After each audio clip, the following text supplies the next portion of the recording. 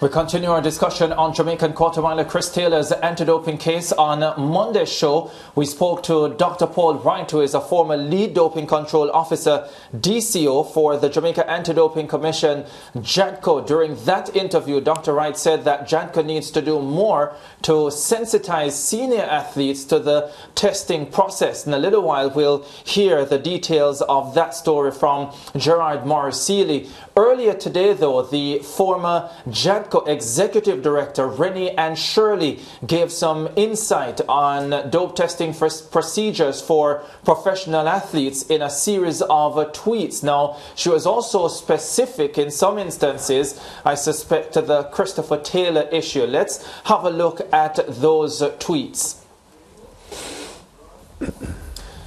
So athlete knows he is traveling on an early flight and doesn't change his 1 hour window slot in Adams.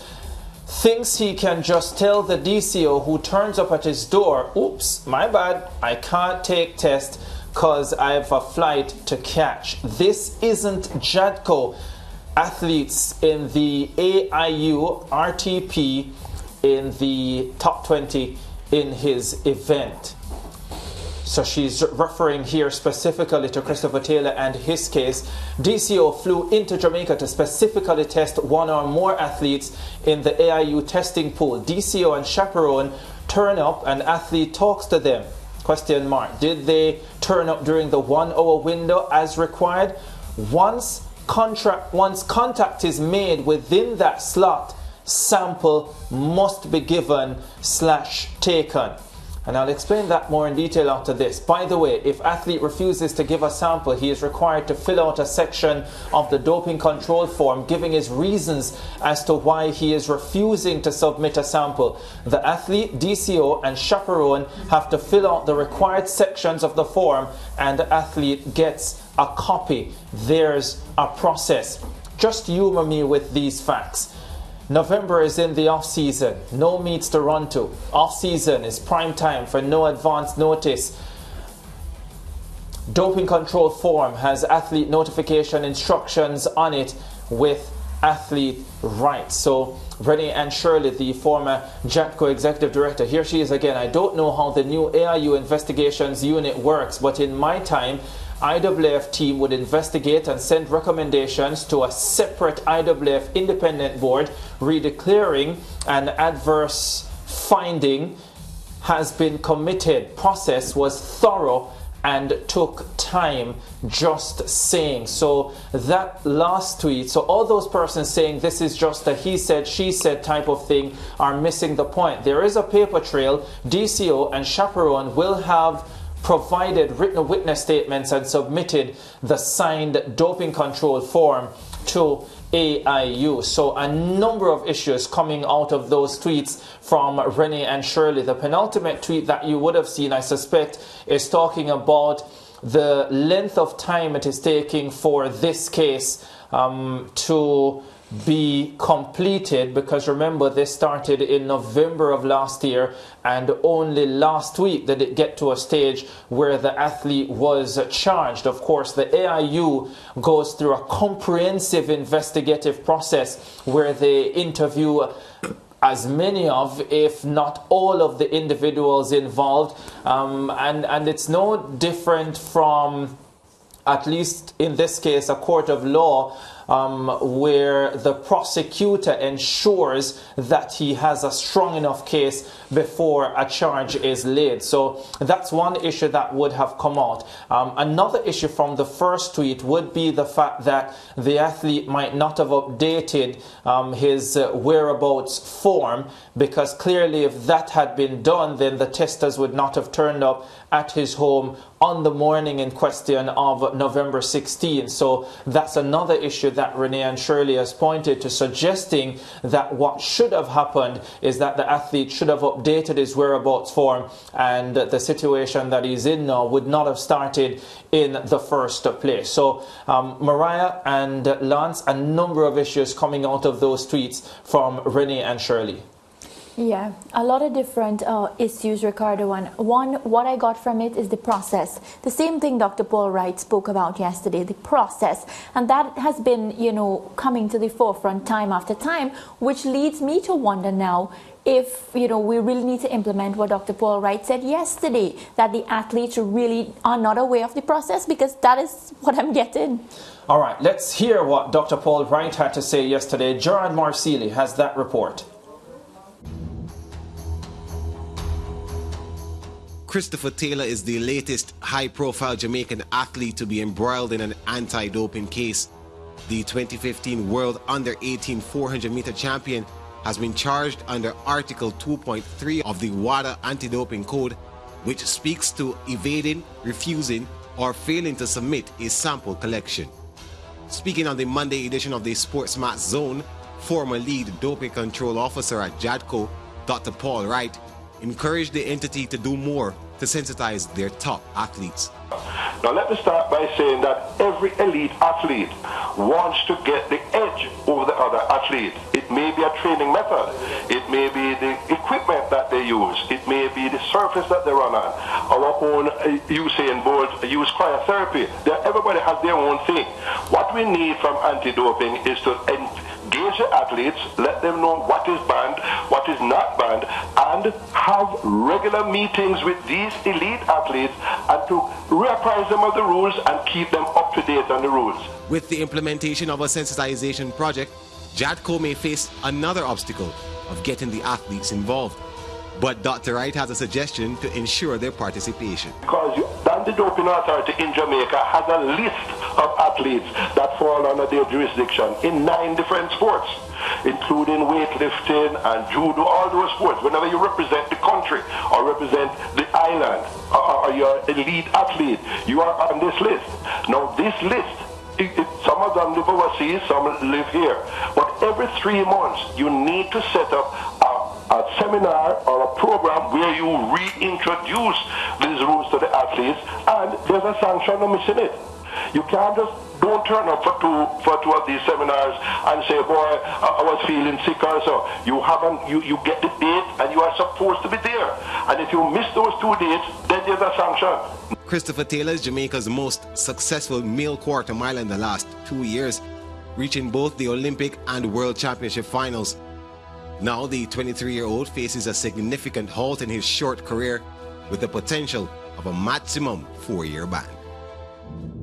Yeah, Gerard Marsili with that report. And Lance and Mariah, tough situation for the young man to be in. 23 years old, just coming off a World Championship and an Olympic Games final, leading the Jamaica 4x4 team to a silver medal at last year's World Championships as well. But as the details emerge, I get the feeling that a number of individuals are starting to feel that he could be in a spot of bother here.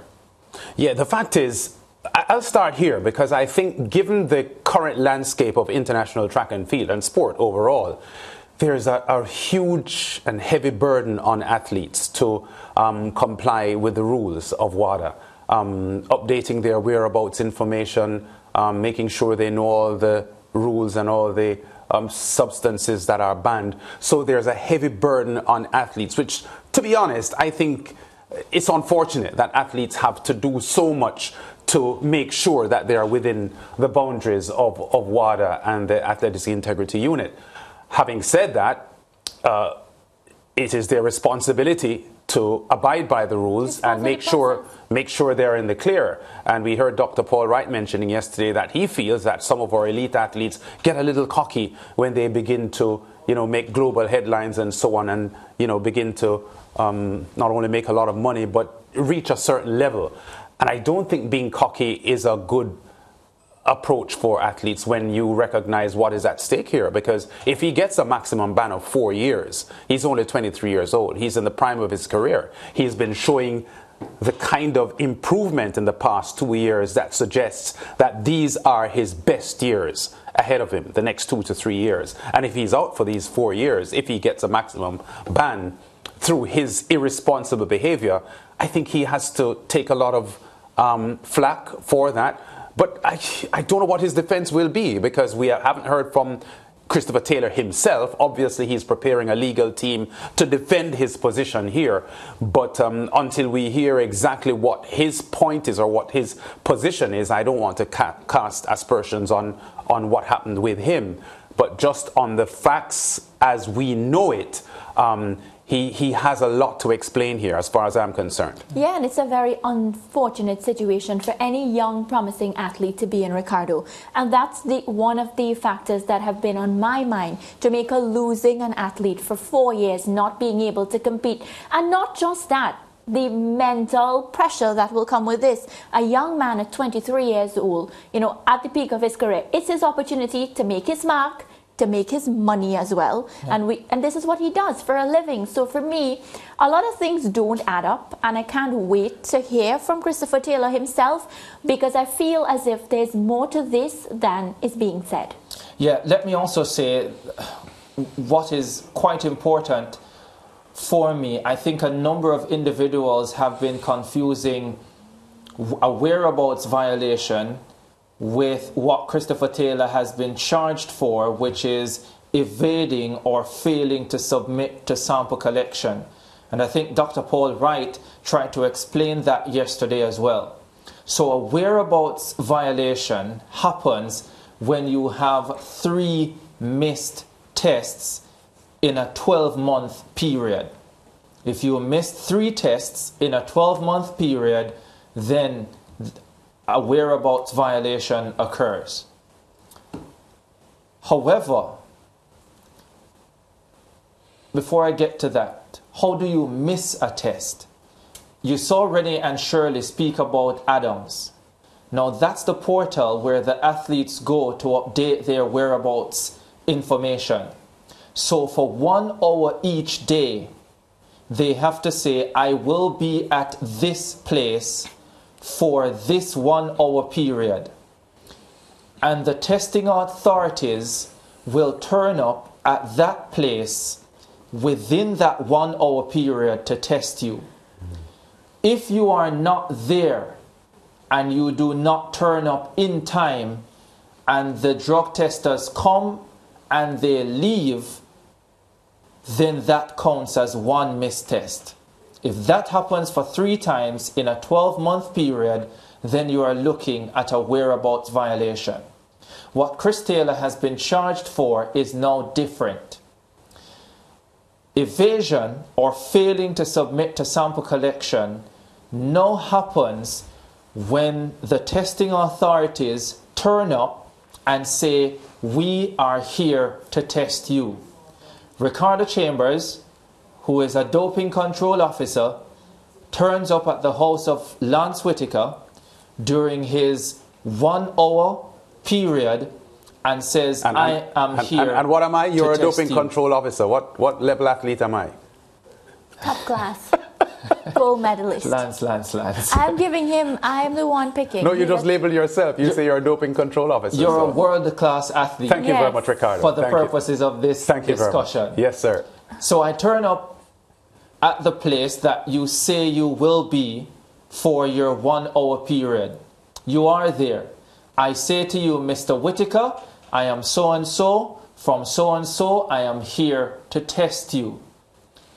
Having made contact, I see you, you see me, I tell you why I'm here. If for any reason you decide not to give a sample following that, then that counts or can count as evasion or failing to submit to sample collection. Which is what happened in this case. Which is what has happened in this Christopher Taylor case. Yes. Minimum sentence, 2 years. Maximum sentence, 4 years. I put this question, Ricardo, to Dr. Paul Wright yesterday, and I'm at a loss as to understanding Christopher Taylor's mindset at the airport. If he knows the rules, why would he feel that it was okay to go on that flight without giving a sample? Because if he knows the rules, he would be stupid to do that. That's really what I'm saying. But that's why it goes back to what Dr. Paul Wright said about the process. Yeah, well, one, I'm not convinced that he actually knew the rules. Okay, well. So that's the first thing. I am not convinced that he actually knew that if he went on that flight, it would count as evasion or failing to submit to sample collection. I also believe that what has happened here is a massive misunderstanding, but a costly misunderstanding. Yeah. Because here's a young man that's looking at 4 years potentially. And I believe that what could have happened in this case is that for whatever reason, I don't know the reason why he was so eager to head back to Florida.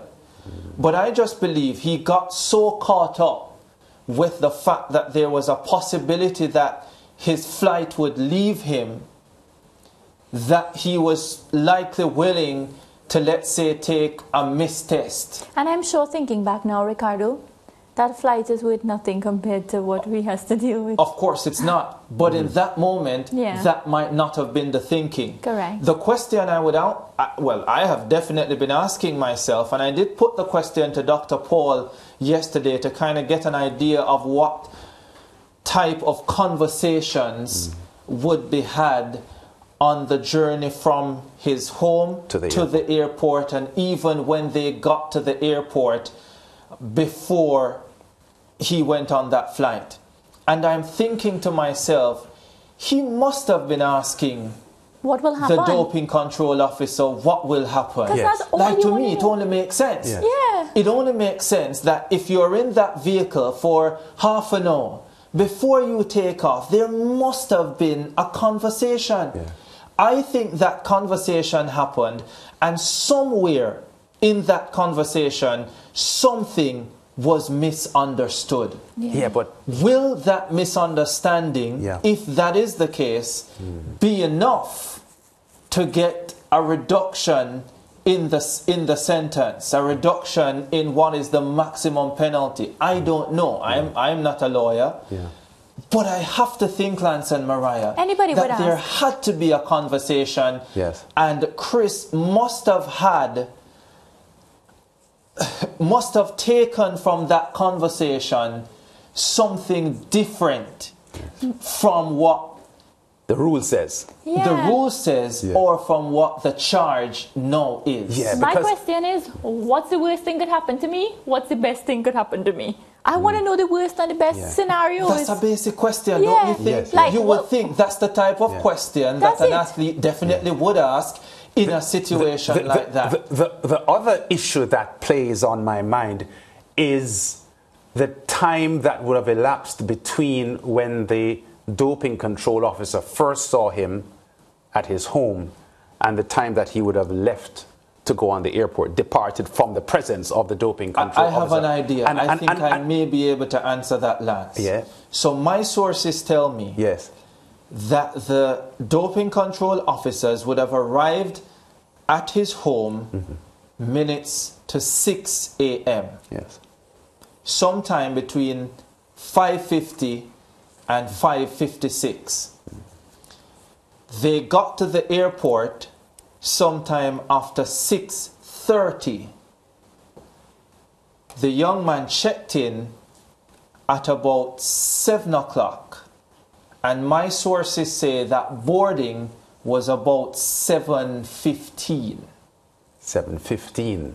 That's as much as I know about the timeline. So let's say 1 hour and 20 minutes, roughly. Yeah, roughly. And he was still not able to produce a urine sample.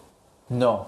Would he be encouraged in a situation like that to drink some water to accelerate some bladder movement? Well, my understanding is that in situations like that, the doping control officers don't necessarily want you to drink too much water. Yeah. In fact, they might tell you after a certain number of water intakes, no more, because they don't want the urine to be diluted. Yes. Okay. Because apparently that affects the process, the reading. So it is quite possible that he was told after a bottle or two that he was not to drink anymore. And as you can well imagine, Lance and Mariah, if, let us say, he was heading to the airport, and we're not trying to try the case here, guys, but we're trying to ask the questions that we know many individuals are asking.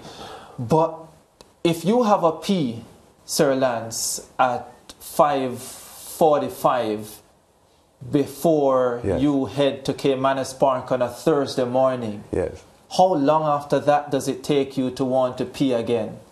I've never checked. But it probably is a while. Well, yes, probably. You probably do not want to pee for the duration of your time at Caymanas Park, which is probably a couple of hours at least. Okay. No, not usually more than an hour. Not you. Oh, you're a regular peer.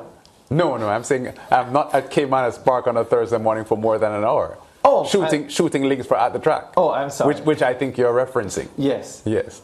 So I'm saying that there are so many things to be considered here, but Renee and Shirley is also correct that mistakes would have been made, and it now comes down to how much those mistakes will be paid for. Yes. So the non-updating of the whereabouts information is a massive mistake. Yes. One of the main questions I suspect will be, when did the athlete know that they had this flight? When was the flight booked?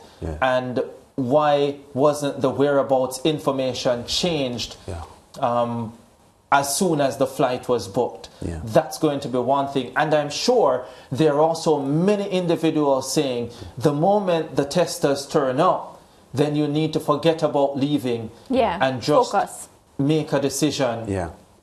And I know people get very emotional about these stories, Mariah and Ricardo, because generally speaking, the average man in the street, the general public, will want to side with the athlete, generally, especially if it's an athlete from your part of the world. If Christopher Taylor was an American, most Caribbean people wouldn't be as sympathetic, because that's how life is. But when I hear Dr. Paul Wright talk, and when I see Anne Shirley's take on this, their stance, obviously not emotional, they are going by the rules and by the facts, and quite often they come across as being unsympathetic to the athlete.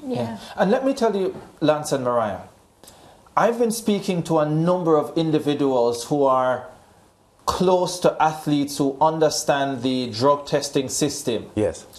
And I think there is a feeling that the Athletics Integrity Unit is going all out to catch athletes on technicalities. Why that is the case? Because there is a feeling that the AIU believes that the cheaters are always a step or two ahead of them. Right. And it's difficult to catch them testing positive. It's unlikely that you are going to get, certainly not the smart ones, that you're going to get an athlete testing positive at a meet. You know when the meet is going to be. You know where it is going to be. You know the time. If you're an athlete who is on a banned substance, for the most part, you are going to know the schedule of when to take what and when not to take, or whatever the case may be. And so the feeling is that the AIU and the drug testing bodies generally have been ramping up their efforts trying to catch the athletes more on whereabouts violation, evading violations. Because by doing more testing and by turning up at odd hours, it makes it more difficult for the athletes to schedule whatever use. Let me not say athletes, because I don't like to use athletes broad brush like that, but let me say cheaters. It's difficult for the cheaters to now time them and time the use of whatever banned substance that they may or may not be using. Just to put a lid on the segment, though, the noted sports attorney Dr. Emir Crown from Trinidad and Tobago believes that Chris Taylor has a huge case here. He has a good defense, and he feels that if he's properly represented legally, that he should be able to get over this one, because as far as he's concerned, the doping officers are overreaching. I think that was the word he used, overreaching. So we wait to see what will happen here. The one thing I'll say quickly on that, though, Sir Lance, is that Emir Crown probably would have spoken at a time when we did not know as much as we know now about the case. And he too might not have known as much as we know now about the case. And he would have spoken from the standpoint of what was out in the public. Because he spoke early. At that time, he spoke early. Well, maybe we can get him to talk about it now that there's more information. Yeah, for sure. All right, that's it for that segment. But guess what? We're going to be talking about the Jamaica Premier League next. Cavalier with a victory. Arnett Gardens and Mount Pleasant locked at 2-2 following first leg matches. We'll be back with more.